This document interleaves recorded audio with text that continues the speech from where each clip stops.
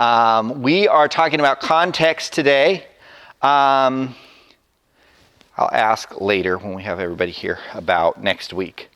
All right, so we've introduced our process, and what we're talking about today, what we're going to be talking about for the next few weeks actually, is kind of some skills, some principles, some information that we need to have in mind as we go from observation to interpretation. And really, pretty much everything, the key factor in interpreting is context. So that's what today is going to be about. We're going to look at three broad categories of context, talk about why it matters, and kind of how to help us look at those things. We've got the review, of course, of our two principles. This is why we want to be able to study the Bible for ourselves, because I'm responsible for discerning the truth of what I am taught, and because the more I put into studying the Bible, the more I will get out of it. This is our doctrine of Scripture. This is our operating statement for what it is that we're studying. We're studying the Bible, which is the inspired revelation of God, given through a human author and preserved in writing by the Holy Spirit. It is our most reliable and authoritative source of God's truth. And then this is our process. So last week we talked about observation. We talked about how that's a challenge, how it takes patience and repetition to really just observe without jumping to the interpretive piece. And that we want to try and be disciplined to do that. So part of the reason we're doing these skills between these two phases is just to remind ourselves that we need some space between observation and interpretation. Any questions about any of that? We've kind of been hitting it over and over again, so I think we're probably good. All right. So, context is the most important factor in moving from observation to interpretation. If we misunderstand context, we will almost always misinterpret. So kind of the jokey way I talk about this is if you're in seminary and you fall asleep during a theology class and you wake up and the professor asks you a question, you have no idea what the question is, you say Jesus, right? Because any theology question you can probably tie back to Jesus in some way, okay? But if you're in a hermeneutics class, which is just a fancy seminary way of talking about Bible interpretation, same scenario, you wake up, you didn't hear the question, you say context, right? Because every interpretive question really, in some form or another, almost always comes back to context. And we understand that, right? Like even in words, the context tells us what the word means, right? If I say, I'm going to run a 5K this summer, or I'm going to run for school board, or I'm going to run to the grocery store and pick up some groceries, the word run means three very different things, right? It's the same word, but the only way I know what I actually mean by the word run is the context of that sentence. Now, that context is present in the actual text that you're studying, right? You're going to study at least a whole sentence. But there are other broader contextual issues that also help us understand what we're studying. So just to kind of illustrate this a little bit, don't say it out loud, but what do you see? Think in your brain. What do you see? What is this image of? You got an answer in your brain? Okay. Is that the same answer? What about now? I can see that. Yeah.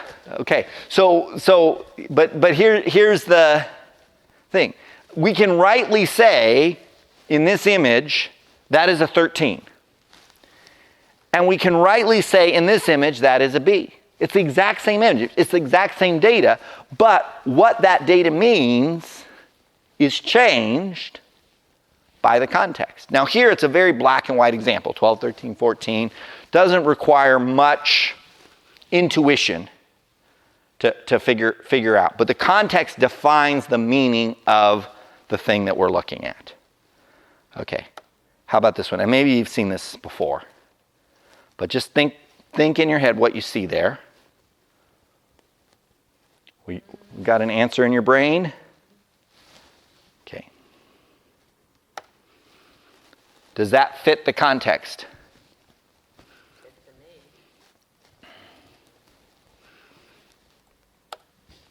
What about now? Do you see something different in that context? Yeah? So this image is one of those like, okay, do you see the silhouette of a guy playing a saxophone, or do you see a woman's face illuminated half by light, right? And neither one is right or wrong without context. But if I group it with two other images of musicians, kind of similar weird drawing style, different weird drawing styles, but they're all musicians, that forces me, it would be inappropriate in this context to say that's a picture of a woman's face, right? I mean, theoretically, it could be a picture of a woman's face, but in that context, that would not be a reasonable way to interpret that image. So, without context, okay, that's totally valid, right? Without context, to say that's a woman's face, totally valid interpretation. In context, suddenly that interpretation is not really valid anymore. Or it can flip the other way, the exact same image, put in the context of now it's next to two women's faces. To say that that's a saxophone player is not an appropriate interpretation. Okay. So we kind of understand the principle that we're talking about here? That applies when we're dealing with the Bible. Now, for the purposes of this class, we're going to talk about three basic types of context. There's three sort of categories or basic types of context that we want to talk about. Textual, historical, and literary. So, there's lots of different ways that we can think about context, but most of them can fall into one of these three categories. So when we're talking about textual context, we're talking about understanding the passage, how the passage fits into the overall structure of that book of the Bible, okay? So how does the rest of that text, the rest of that book of the Bible, shape my understanding of this particular passage? So that can include things like what are the themes of this book? That can include things like what's the overall structure of this book? If I'm reading a narrative, a series of narrative stories about the same character, how I understand what I'm supposed to take away from this story might have something to do with what that key decision or action leads to in the next story. So that's what we're talking about when we're talking about textual context. We're saying, take this passage and see how it fits with the whole book. Does that make sense? Okay. That's probably the most obvious thing that we think of when we think about context. Another aspect of context we want to think about is historical context. So how does the historical setting of the original reader shape how I should understand the passage? Because as we've already said, when we're reading the Bible, we're reading somebody else's mail, right? The Bible is written for us, it's not written to us. The biblical writer has a specific audience in mind, and the more we know about how that audience thinks, what information that audience has or doesn't have, what questions are relevant to that audience and which questions are irrelevant to that audience, that is going to help us understand what was actually meant, how to actually interpret the passage. Does that make sense? Okay.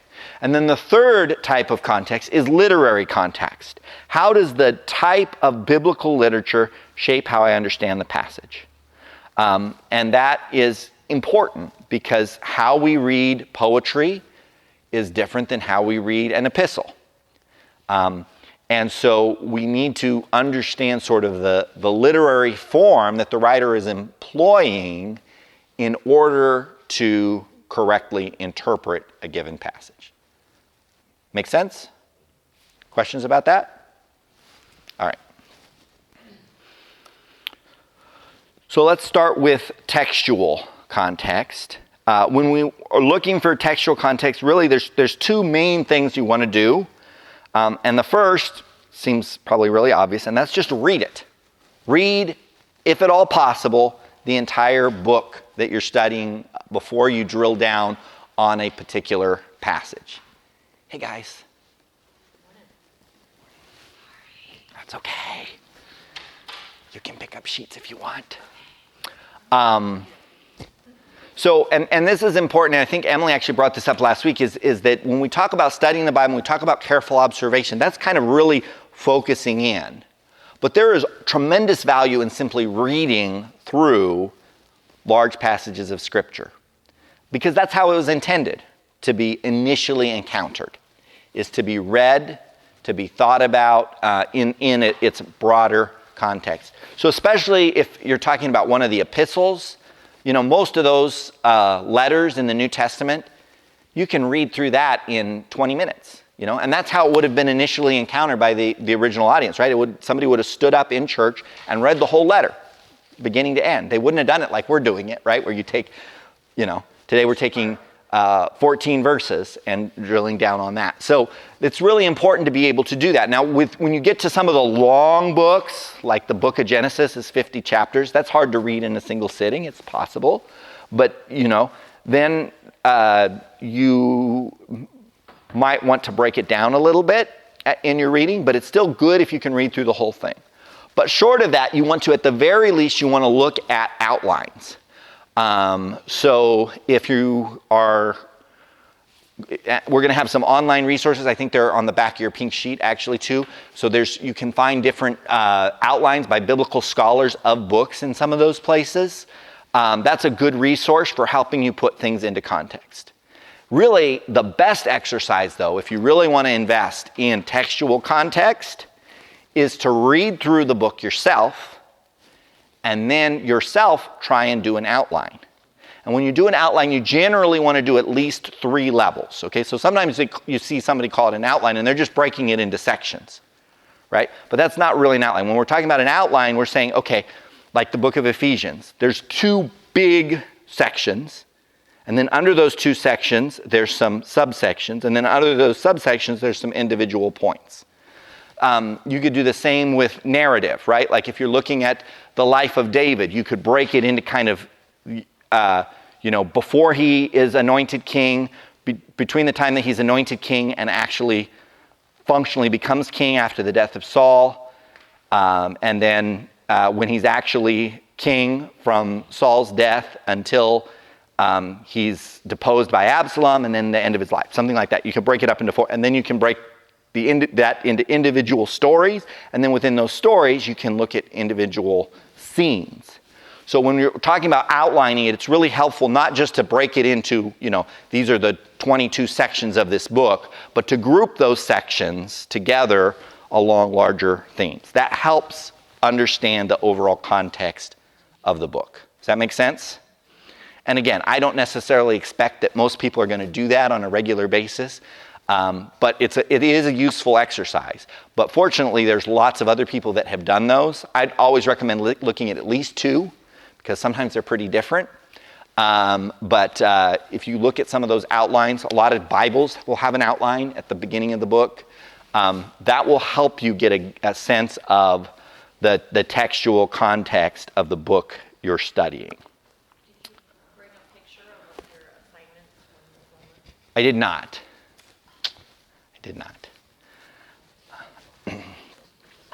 So here are some things to keep in mind when we're thinking about textual context. And for those that have joined us, textual context is just the context of the actual book, the actual text. And we're looking at textual context, historical context, and literary context as kind of our 3 broad categories of context this morning. The first is that, with 2 exceptions, which I'm going to talk about in a second, each book of the Bible was written to be read and understood as a single work. Okay?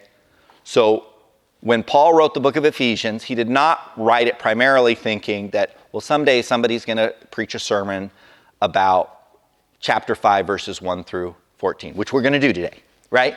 But the original intent is they're going to read the whole letter and understand the whole letter as a whole thing. Same with First and Second Kings, that's long, right? First and Second Kings is so long, it got broken into 2 books.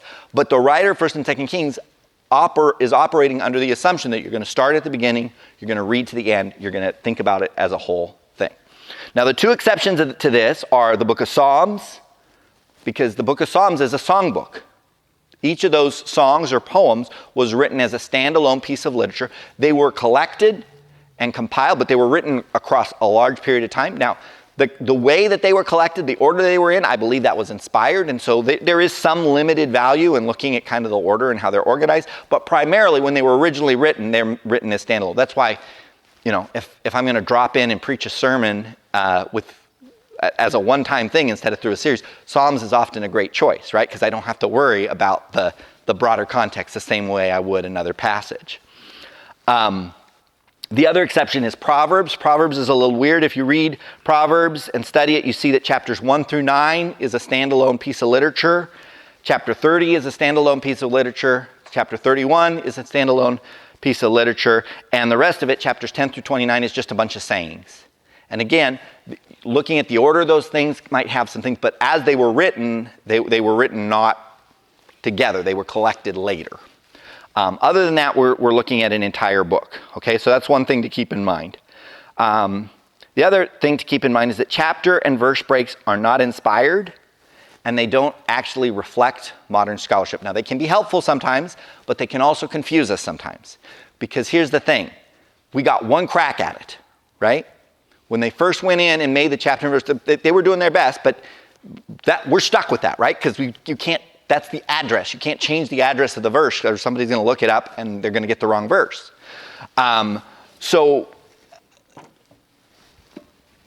be careful with chapter and verse breaks. Some of them are really helpful. Some of them are really, frankly, cause problems. We're going to be talking about Ephesians chapter 6, and the first verse in Ephesians chapter 6 in your English translation has a verb, submit, that doesn't actually exist in verse 1. It's actually borrowed from the last verse of chapter 5.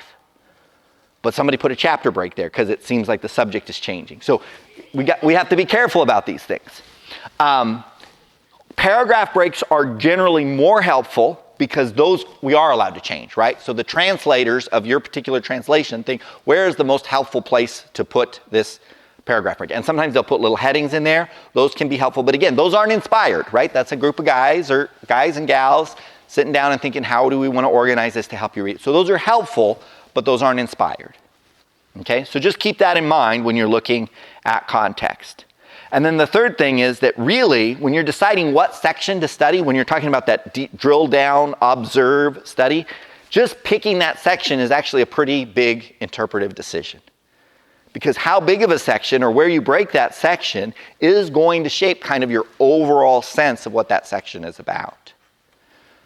So for example, when we're going to be preaching through a book of the Bible, I will put more time into deciding which passages are going to be preached than I do in preparing a sermon, typically. Now, if it's a real short book, maybe not. But like on Ephesians, I probably spent twice as much time selecting the passage breakdowns than I would preparing an individual sermon, because that's a big interpretive decision.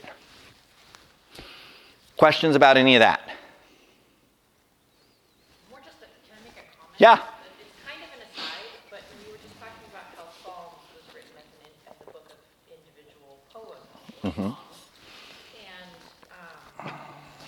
it wasn't until last year that I watched Bible Project's video on the book of Psalms, Mm-hmm. and I had no idea that the people who had compiled it did such a good job creating a lyrical, literary, art in the book.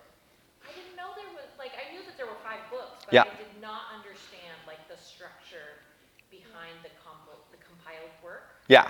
at all until last year. So I just don't want to underestimate that, like you said, the compilation, the editors, Right. we would say, right, were inspired. Hey, look, you found it. Yeah. So Emily's just talking about how the book of Psalms is, there is order and organization in how it's put together, in the order they're collected in, and there is meaning that. Now, to be fair, scholarship is divided about how much weight to put into that. The Bible Project leans pretty heavy into that.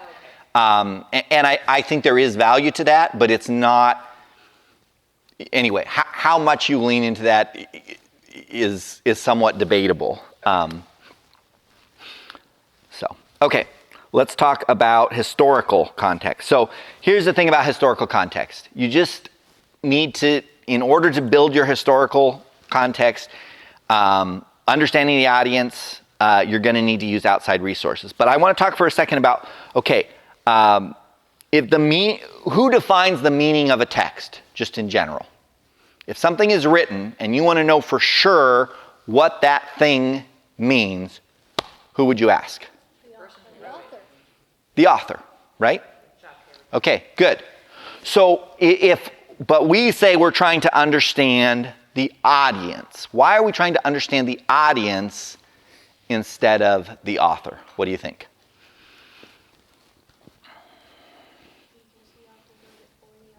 The author wrote it for the audience. Good. Is that what you were going to say, Caleb? I was going to say, because the author, the audience might not interpret it the way the author does, and we might want to know how it was misinterpreted. Okay. So I think, though, Caleb, we do want to understand what the author meant, but we're assuming that the author is a good communicator, right? So the audience might misunderstand it, but the author, if he's a good communicator, is going to write it in a way that the audience should be able to understand it. Okay? So that's one. The author is building a bridge between what he thinks and what the audience understands. Here's the other reality. It's a lot easier to know the historical context of a group of people than of an individual person, right?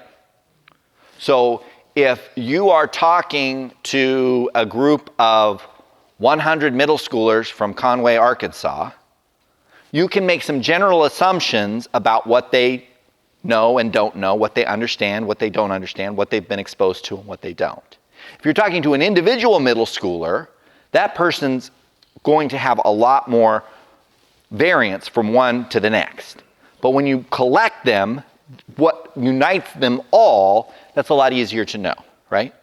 So knowing exactly Paul's experience or exactly Luke's experience or those kind of things are hard. But we don't have to do that because they're communicating to a group.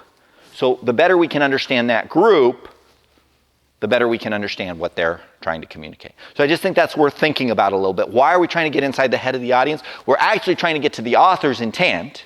But the best way to do that is the author knows his audience. The author's a good communicator. He's inspired by the Holy Spirit. So if we can understand that audience, that's the best way to understand the author's intent.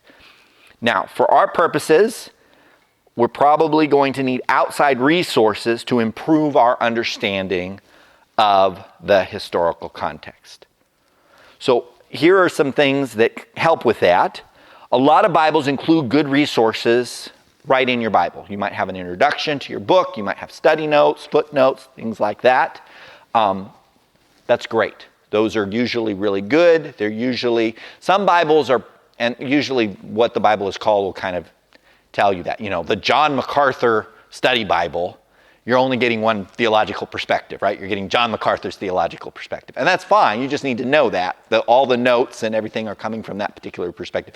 If you're just talking about like a general like NIV study Bible or things like that, they're usually going to try and reflect kind of the broad consensus. And on really controversial stuff, they're probably not going to take a strong position. So you just, again, know what you're reading there, and it's helpful. There's also just a lot of other resources available to us. Commentaries are good. You can find Bible encyclopedias. Commentaries tend to be more interpretive. Bible encyclopedias are topical, like you look up the name of a place or a person or a key word, and it'll just kind of give you general information. It doesn't tie it to your particular text, but it gives you good background information.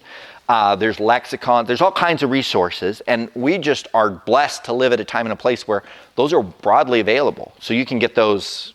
I have some of those. You can borrow them from me. Libraries you can borrow them from, and then there's just a ton of stuff online that's available as well. Now, again, with all of this, the principle of responsibility applies, right? Just because it's in a commentary, that's not inspired, that's one person's.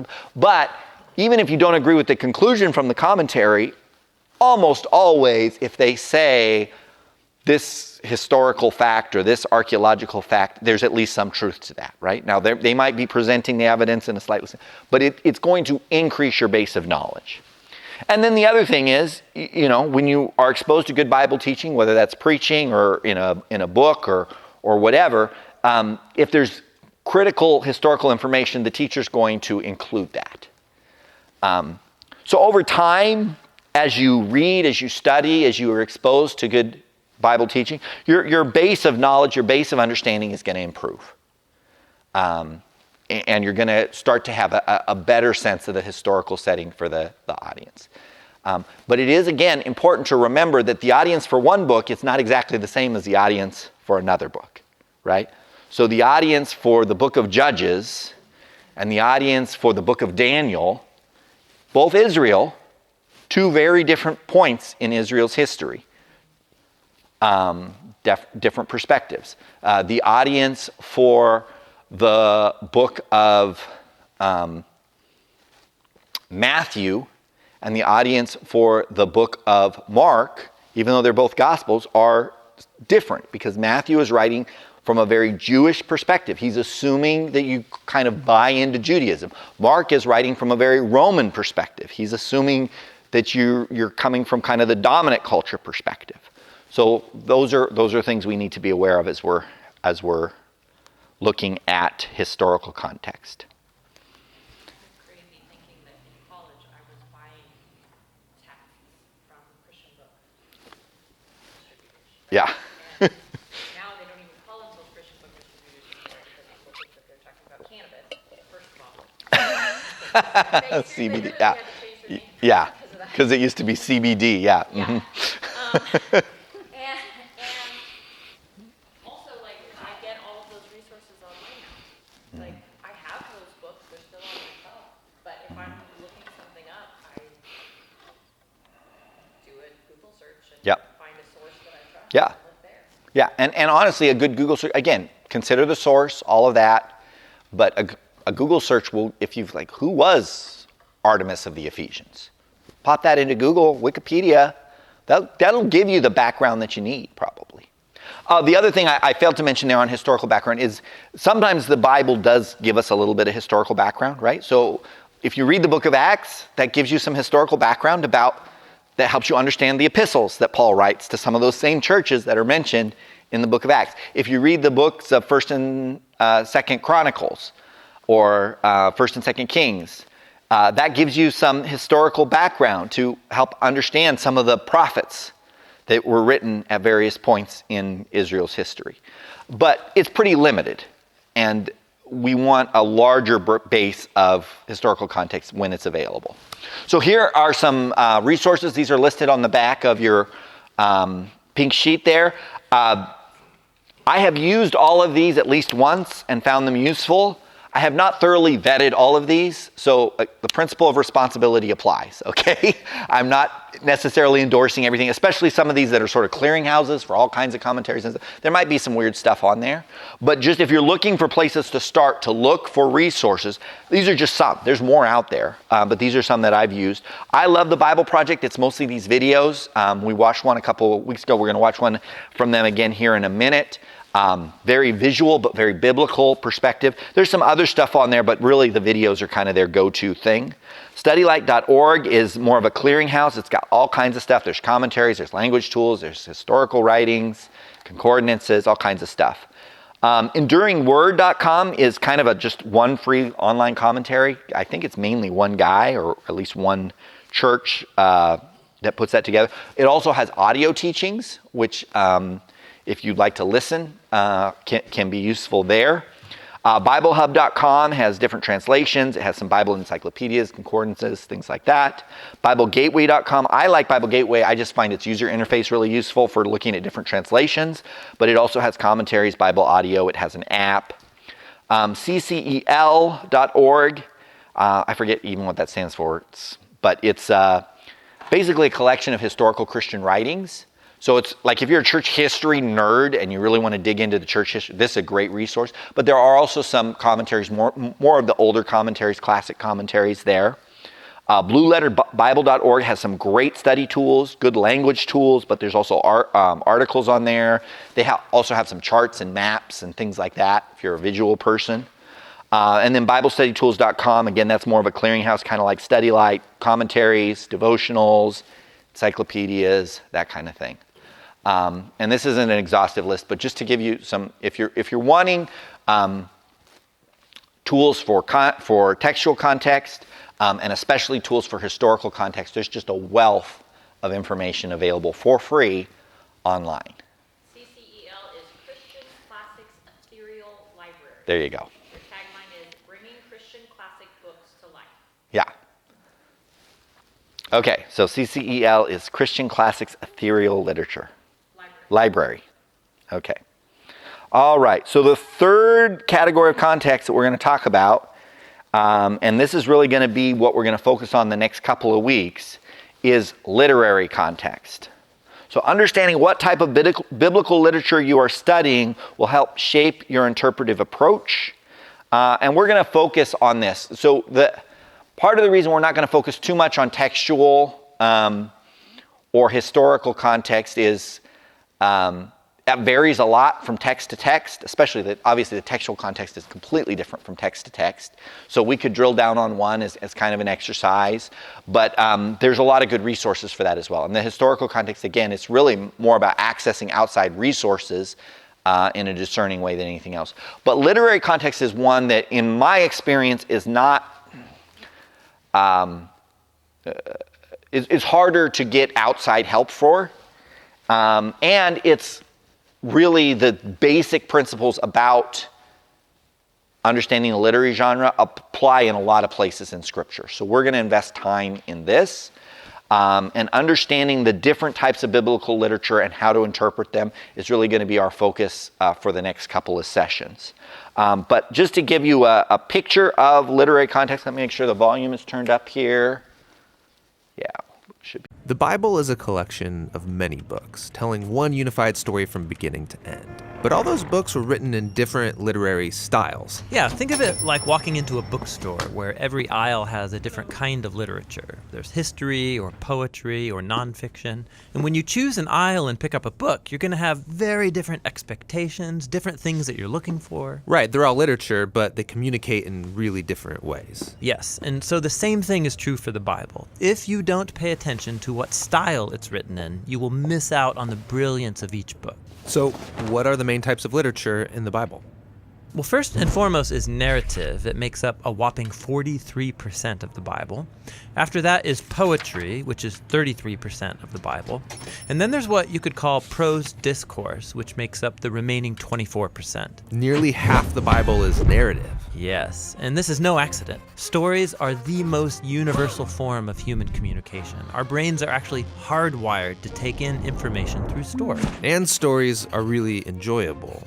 Why is that? Well, stories train us to make sense of the seemingly random events that happen in life by taking those events and then putting them in a sequence. And then together you can start to see the meaning and purpose of it all. And what links this all together? Well, good stories always have a character who wants something. And then through these characters, an author can explore life's big questions, like who are we, or what's really important in life. And a good story always involves some kind of conflict. some challenge to overcome, just like in our own lives. And that forces us to think about our own challenges, why there's so much pain or disappointment in the world, and then what can we do about it?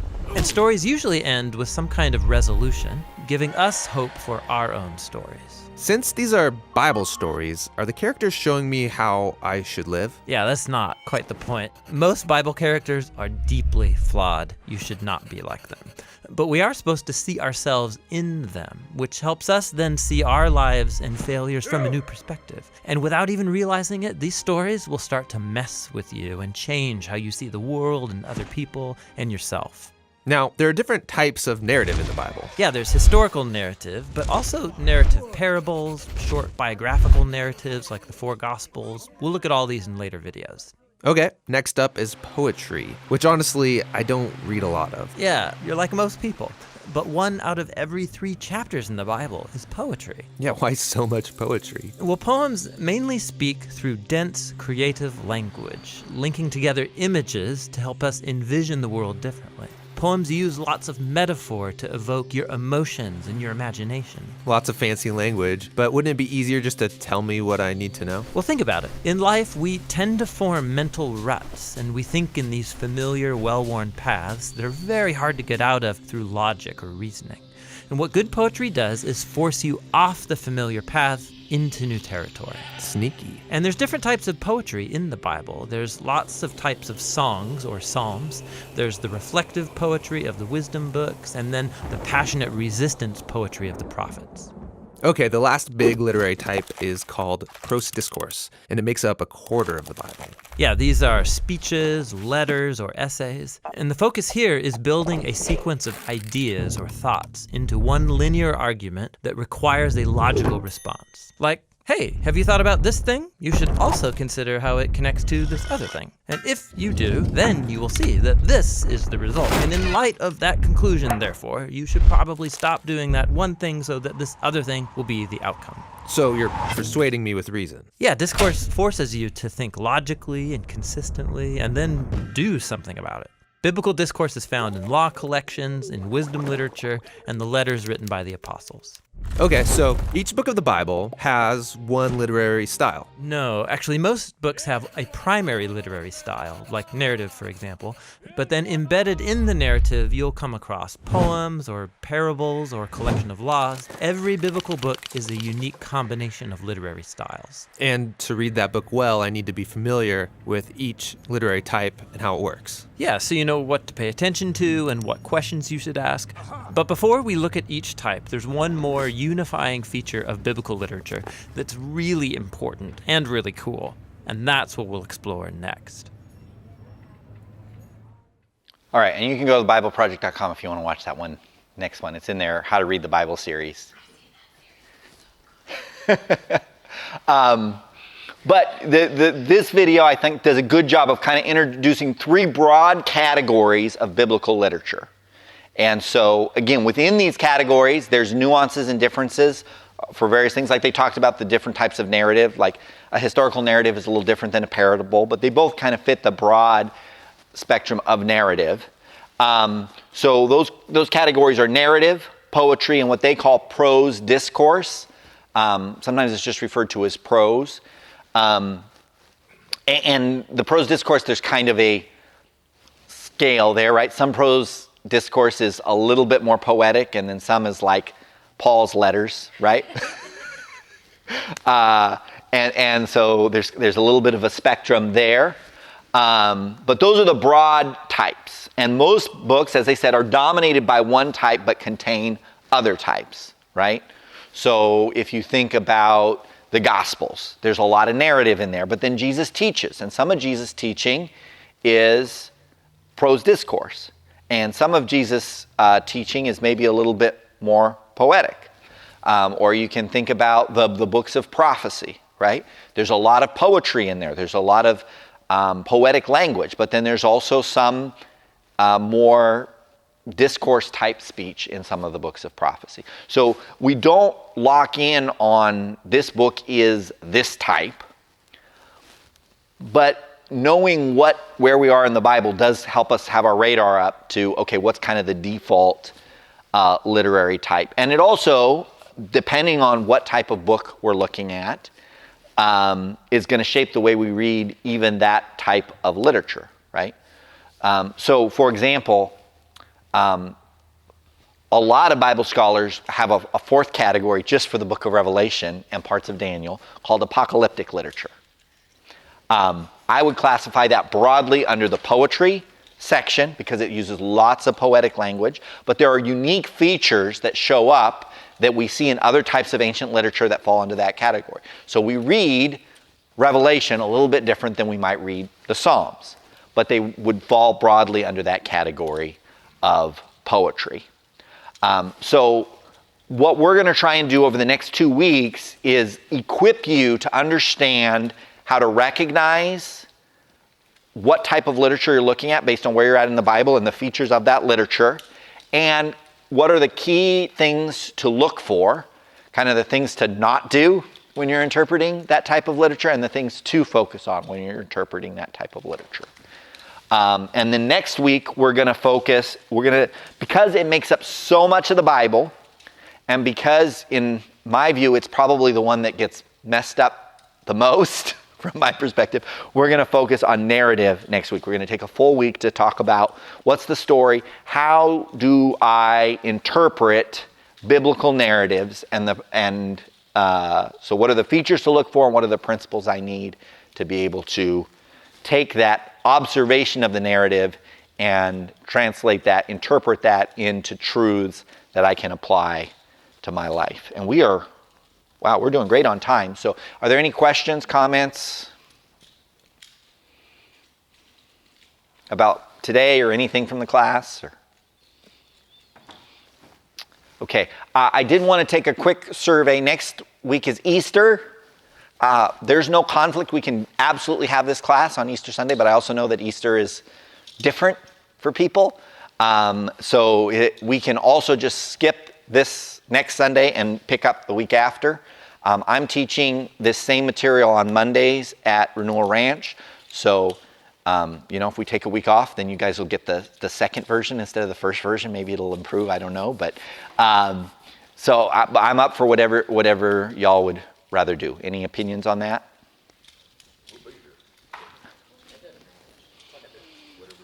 Bill? Do you have family in town? I'm asking myself, how many people are going to be here on Easter? Usually, in the past we've had,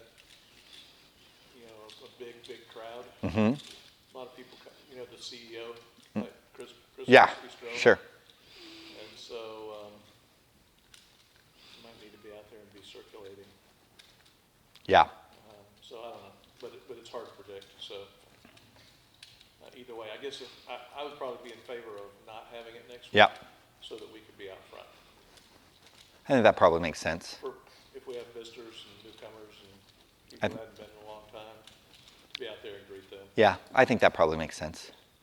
Yeah, and I don't want to rush our time here so that we can get. Today it probably would have worked out because we're kind of done. Nice for all of us to be standing in the hallway to greet people as they come in. Yeah. You know.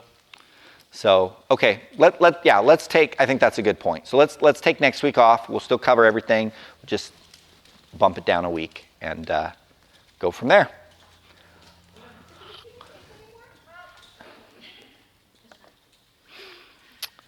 All right. Any other comments, questions?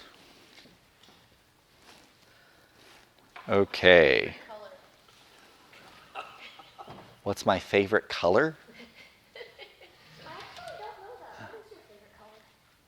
I don't know that I have a favorite color. What's your favorite number? 7. No, actually 13. Okay. Definitely 6. All right. See ya. I All right. We're going to stop recording.